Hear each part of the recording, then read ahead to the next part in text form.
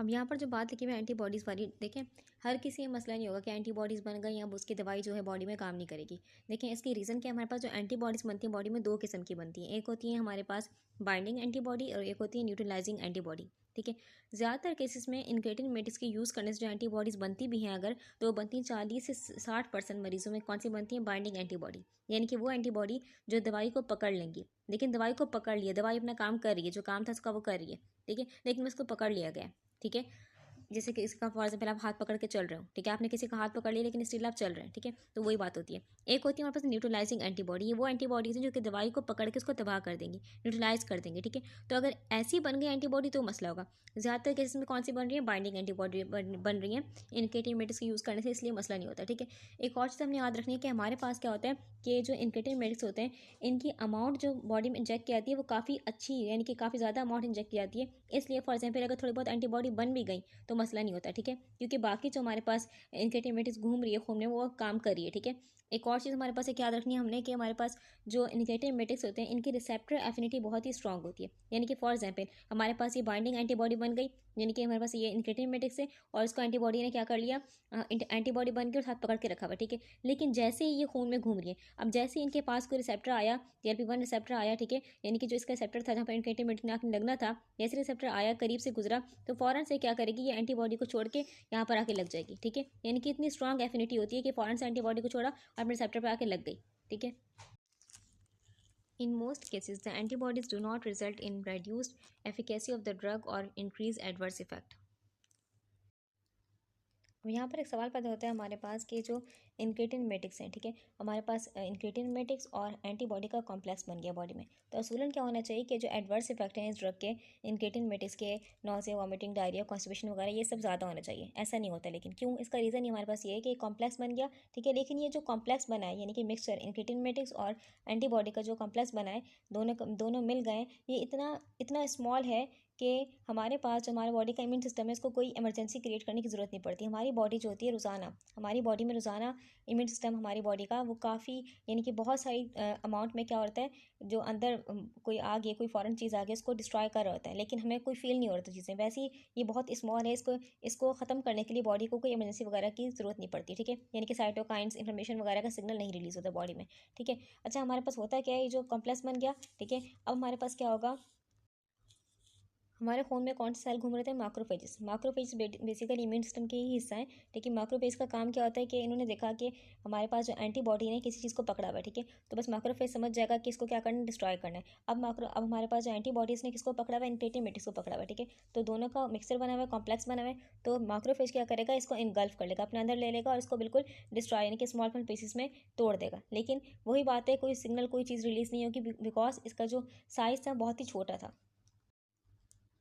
Exenatide and liraglutide have been associated with pancreatitis.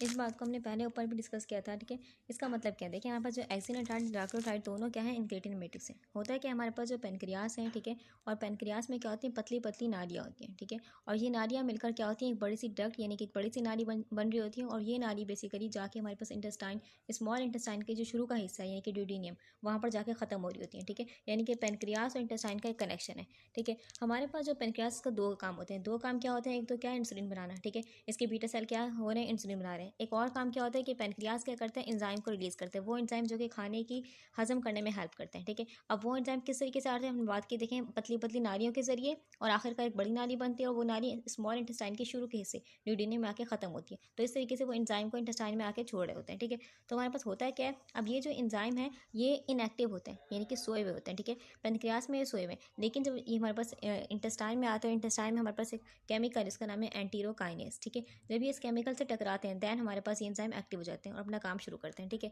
लेकिन हमारे पास होता है क्या है, हम बात करते हैं हमारे पास जो इनक्रेटिनमेटिक्स हैं, एक्सिडेंटाइड डायक्रोटाइड, दोनों क्या है हमारे पास, ये GLP-1 रिसेप्टर एगोनिस्ट है, GLP-1 रिसेप्टर एगोनिस्ट। ठीक है, हमारे पास जो ये पतली पतली नालियाँ हैं, ठीक है, इन नालियों पे क्या होता है, हमारे पास रिसेप्टर्स होते हैं जो कि GLP-1 रिसेप्टर हैं। तो हमारे पास ये दवाइयाँ क्या होती हैं, यहाँ भी आके लगती हैं। जब ये दवाइयाँ यहाँ आके लगती हैं तो बेसिकली क्या करती हैं, ये ग्रोथ में हेल्प करती है, जो नालियाँ हैं इनकी ग्रोथ करेंगी। ठीक है, अब ये नालियाँ क्या हो रही हैं, अंदर की तरफ बढ़ रही हैं। ठीक है, ये वैसे ही पतली थी, नैरो थी, अब और अंदर की तरफ बढ़ी हैं। जब और अंदर की तरफ बढ़ी तो बेसिकली ये रास्ता और नैरो हो गया, ठीक है, और नैरो हो गया। और ये जो केमिकल जो जाना चाहिए था असूलन इस नाली के जरिए असूलन कहाँ जाना था, इंटेस्टाइन में जाना चाहिए था, लेकिन अब वो केमिकल इंटेस्टाइन में नहीं जा पा रहा, ठीक है। वो कहाँ रह रहा है, पेनक्रियास में ही रह रहा है। जब पेनक्रियास में रह रहा है तो पेनक्रियास में रह के पेनक्रियास को ही डिस्ट्रॉय करना स्टार्ट कर देता है।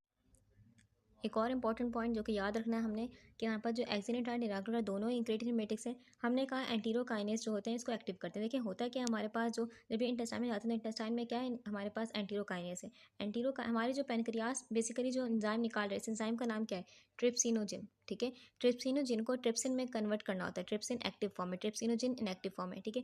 तो हमारे पास जब इंटेस्टाइन में आते हैं, इंटेस्टाइन में एंटीरोकाइनेस क्या करते हैं, इसको ट्रिप्सिन में कन्वर्ट करते हैं। लेकिन जब हमारे पास रास्ता ही ब्लॉक है, ठीक है, तो अंदर क्या हो रहा है, पेनक्रियास के अंदर एक प्रेशर बिल्ट हो रहा है, ठीक है, कि रास्ता ब्लॉक है, जो एंजाइम बन रहा है वो जा नहीं पा रहा, ठीक है। एंजाइम सोया हुआ है लेकिन वो जा ही नहीं पा रहा, सोया हुआ एंजाइम आगे इंटेस्टाइन में नहीं जा पा रहा, ठीक है। तो होता है क्या, जब प्रेशर की वजह से जो हमारे पास पेनक्रियास के सेल होते हैं वो जख्मी होना स्टार्ट होते हैं। जब जख्मी होते हैं तो हमारे पास क्या होता है, ये पेनक्रियास का एक सेल मैंने बड़ा कर लिया, पेनक्रियास का एक सेल है, ठीक है। अब ये जख्मी हो रहा है तो इसके अंदर से क्या हो रहा है, हमारे पास एक चीज़ निकल रही है, कैथेप्सिन बी, कैथेप्सिन बी। अब ये कैथेप्सिन बी जो है हमारे पास ये एंटीरोकाइनेस के मिमिक है, ठीक है, यानी कि इसकी शक्ल उसकी तरह मिल रही है, एंटीरोकाइनेस की तरह मिलती है, ठीक है।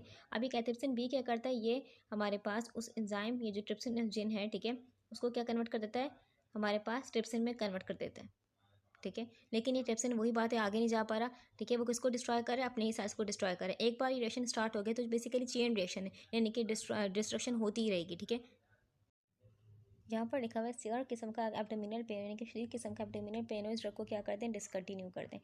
अगर हल्का हल्का मॉडरेट पेन हो रहा है तो कोई बात नहीं, क्योंकि वो किसकी निशानी है हमारे पास, क्योंकि स्टमक में क्या हो रहा है, काफ़ी देर के लिए खाना भरा हुआ है, ठीक है, इसलिए क्या हो रहा है, हमारे पास हार्ट बर्न, एसिड रिफ्लक्स वगैरह, पेट में जलन वगैरह महसूस हो रही है, ठीक है। तो वो हल्का हल्का दर्द होगा, वो नॉर्मल है, ठीक है, इंक्रीटिन मेडिस के यूज़ से। लेकिन अगर शरीर किस्म का हो रहा है तो बेसिकली किसकी निशानी है, निशानी है पेनक्रियाटिस की, कि हमारे पास क्या हो रहा है, हमारे पेनक्रियास के सेल डिस्ट्रॉय हो रहे हैं, ठीक है, बिकॉज ऑफ दिस कि हमारे पास आगे रास्ता ब्लॉक है, एंजाइम आगे नहीं जा पा रहे और वो खुद की सेल्स को डिस्ट्रॉय कर रहे हैं, ठीक है। तो उस चीज़ की कंडीशन है तो फ़ौरन से क्या करते हैं, इस ड्रग को डिसकंटिन्यू करते हैं। आगे लिखा हुआ लिराग्लुटाइड कॉसेस थायराइड सी सेल ट्यूमर्स इन रोडेंट्स। अब ये जो बात लिखी हुई लाइन किसके लिए लिखी गई है, चूहों के लिए लिखी गई, क्योंकि हमारे पास जब इस ड्रग को टेस्ट किया गया चूहों पर तो क्या देखा गया हमारे पास कि उनके जो थायराइड है, देखिए थायराइड के अंदर क्या होता है, हमारे पास सी सेल्स होते हैं जो कि क्या करते हैं, कैल्सिटोनिन को रिलीज़ करते हैं, ठीक है। तो हमारे पास चूहों के थायराइड में जो सी सेल्स हैं वो क्या हो गए थे, वो बढ़ गए थे, उनका जो साइज था इंक्रीज़ हो गए थे, यानी कि ट्यूमर की तरफ, यानी कि कैंसर की तरफ जा रहे थे, ठीक है।